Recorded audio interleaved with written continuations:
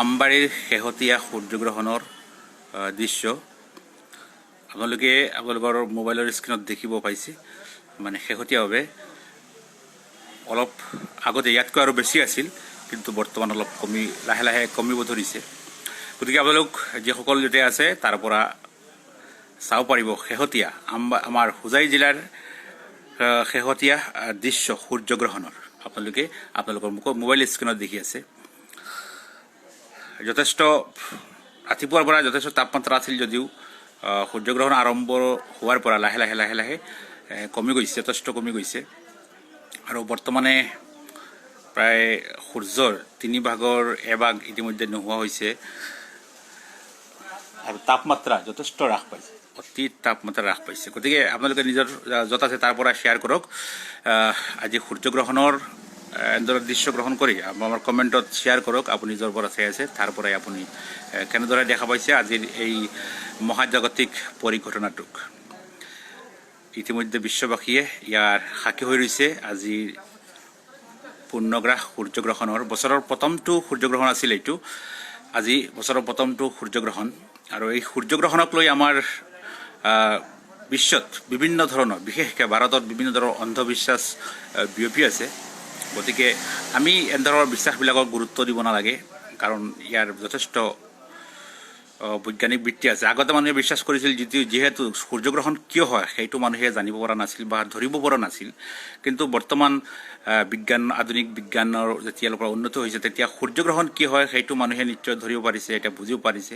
সম্পূৰ্ণ আমি স্কুলীয়া জীৱনত পঢ়িব পাৰিছোঁ বা কিয় সূৰ্যগ্ৰহণ হয় সেয়াও জানিব পাৰিছোঁ।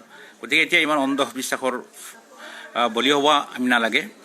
আৰু এই অন্ধবিশ্বাসবোৰ বিশেষকৈ আমাৰ কিছুমান টিভি চেনেল, কিছুমান জ্যোতিষীয়ে এইবোৰ বেছিকৈ প্ৰচাৰ কৰি আছে। আপোনালোকে চাব, ইউটিউব হওক, টিভি, আজি কেইবাদিনৰ পৰা প্ৰায় দিন ৰাতি এইবাৰ চলি আছে। সূৰ্যগ্ৰহণত কি কৰিব লাগে, কি কৰিব নালাগে, এনেধৰণৰ বিভিন্ন ধৰণৰ বিষয়বস্তু লৈ অনুষ্ঠান হৈ আছে। আৰু যিটো মই ভাবোঁ একেবাৰে অন্ধবিশ্বাস, ইয়াৰ কোনো বৈজ্ঞানিক ভিত্তি নাই। অৱশ্যে এটা কথা সত্য, আমি খালী চকুৰে চাব নালাগে। যদি চাওঁ হয়তো বিজ্ঞানৰ মতে যদি কোনোবাই খালী চকুৰে চায় তেন্তে হয়তো চকুত অতি বেঙুনীয়া যিটো ৰশ্মি আছে সেই ৰশ্মিটো আহি মানুহৰ চকুত পৰিব আৰু বিশেষ ধৰণৰ সমস্যাৰ সৃষ্টি কৰিব পাৰে। আপোনাৰ বিভিন্ন ধৰণৰ চকুৰ অসুখ হ'ব পাৰে। গতিকে খালী চকুৰে চাব নালাগে আমি। কিন্তু অন্যান্য বহুত নিয়ম নীতি যিবিলাক আছে সেইবিলাক আচলতে ইয়াৰ বৈজ্ঞানিক কোনো ভিত্তি নাই। বন্ধুসকল, এয়া আছিল আমাৰ হোজাই জিলাৰ সূৰ্যগ্ৰহণৰ শেহতীয়া কেইটামান পৰিস্থিতি মই দেখুৱাই আছোঁ। পাৰভেজ অলপ দেখুৱাই লাৰিচোন, মানে ইয়াত আধা হৈ গৈছে। আপোনালোকে প্ৰায় 81জন ইতিমধ্যে মোৰ লগত লাইভত জড়িত হৈছে, ভাল লাগিল। আপোনালোকক মই এই আন টাইমত লাইভত আহিছোঁ, আহি পেলাই আপোনাক পাইছোঁ, যথেষ্ট ভাল লাগিছে। এতিয়া জাষ্ট আপোনালোকে কমেণ্ট এটা কৰকচোন, ক'ৰ পৰা চাই আছে আপুনি, আৰু আপুনি য'ত আছে তাত সূৰ্যগ্ৰহণৰ শেহতীয়া কিছুমান দৃশ্য যদি পাৰে আমাৰ ভিউৱাৰসকলৰ লগত শ্বেয়াৰ কৰক।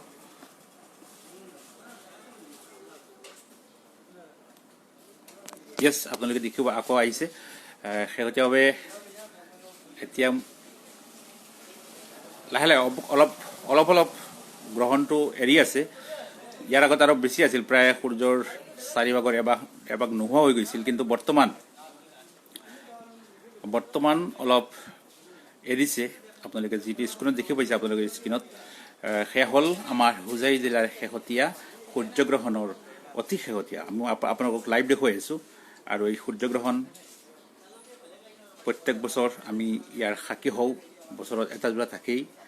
আগতে এনেকুৱা দিনত বিভিন্ন ধৰণৰ মানুহে ভয় কৰিছিল, বিভিন্ন ধৰণৰ আতংকিত হৈছিল মানুহ। কিন্তু আজিকালি বিজ্ঞান আৰু প্ৰযুক্তিবিদ্যাৰ যেতিয়াৰ পৰা উন্নত হৈছে বা মানুহে সূৰ্যগ্ৰহণ কিয় হয় সেইটো জানিব পাৰিছে, তেতিয়াৰ পৰা সম্পূৰ্ণৰূপে সূৰ্যগ্ৰহণক আজিকালি মানুহ যথেষ্ট ওলাই আহে, সূৰ্যগ্ৰহণটো উপভোগ কৰে। কিন্তু সকলোৱে খালী চকুৰে চাব নাপায়। খালী চকুৰে চালে যথেষ্ট আপোনাৰ চকুত অসুখ হোৱাৰ, বিভিন্ন অসুবিধা হোৱাৰ থাকে, সমস্যা থাকে। আপোনালোকে 70 পৰা 80জন মানুহে চাই আছে, কিন্তু ক'ৰ পৰা চাই আছে এতিয়ালৈকে এজনেও কমেণ্ট কৰা নাই। বা আপোনালোকৰ কিবা ভিউ থাকিলে কমেণ্ট কৰক। আপোনালোকৰ য'ৰ পৰা চাই আছে তাত কেনেকুৱা পৰিস্থিতি বৰ্তমান, সূৰ্যগ্ৰহণ লৈ কেনেকুৱা বৰ্তমান পৰিস্থিতি হৈ আছে সেয়া আমাৰ লগত শ্বেয়াৰ কৰক। আমি আছোঁ 2-3 মিনিট আপোনাৰ লগত থাকিম নিশ্চয়। আৰু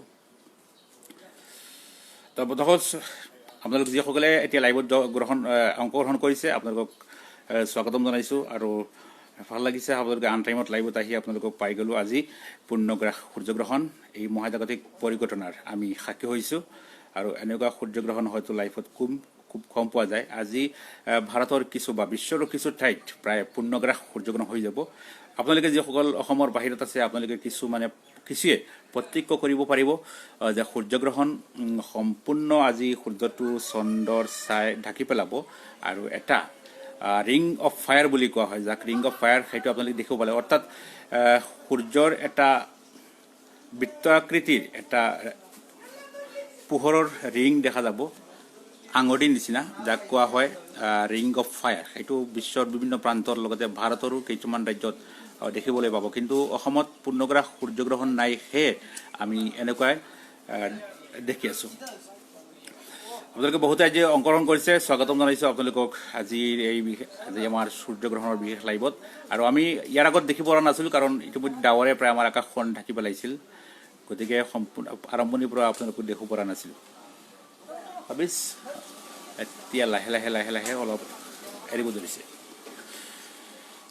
ঠিক আছে, যিসকলে চাই আছে আৰু বৈজ্ঞানিক আমি যিবিলাক অন্ধবিশ্বাস, বিভিন্ন ধৰণৰ অন্ধবিশ্বাস আজি কেইবাদিনৰ পৰা আমাৰ টিভি চেনেলবিলাকে প্ৰচাৰ কৰি আছে সেইবিলাক এৰাই চলক। কিন্তু খালী চকুৰে নাচাব, ইয়াৰ বৈজ্ঞানিক ভিত্তি আছে। খালী চকুৰে নাচাব, চালে চকুত হয়তো বিভিন্ন ধৰণৰ অসুবিধাৰ সৃষ্টি হ'ব পাৰে, কাৰণ অতি বেঙুনীয়া ৰশ্মিটো সূৰ্যগ্ৰহণৰ সময়ত পৃথিৱীলৈ অতি সহজে আহিব পাৰে।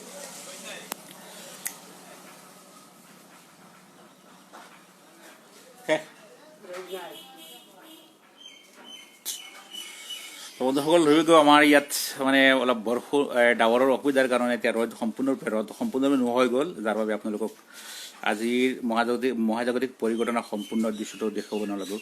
এনিৱে যিসকল আপোনালোকে লাইভত আহি প্ৰায় 100-2-3জন মানুহ আহিছে, যিসকলে আজি লাইভ অংশগ্ৰহণ কৰিলে আপোনালোকক ধন্যবাদ জ্ঞাপন কৰিছোঁ।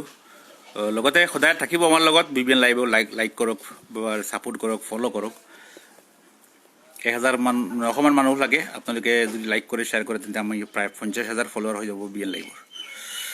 গতিকে এইখিনি আছিল আজিৰ এই বিশেষ লাইভ সূৰ্যগ্ৰহণ উপলক্ষে। আজি আপোনালোকৰ বিদায় লৈছোঁ। সকলো ভালেই থাকক আৰু সুস্থ থাকক, য'ত আছে তাৰ পৰাই আজিৰ এই সূৰ্যগ্ৰহণ উপভোগ কৰক। ধন্যবাদ।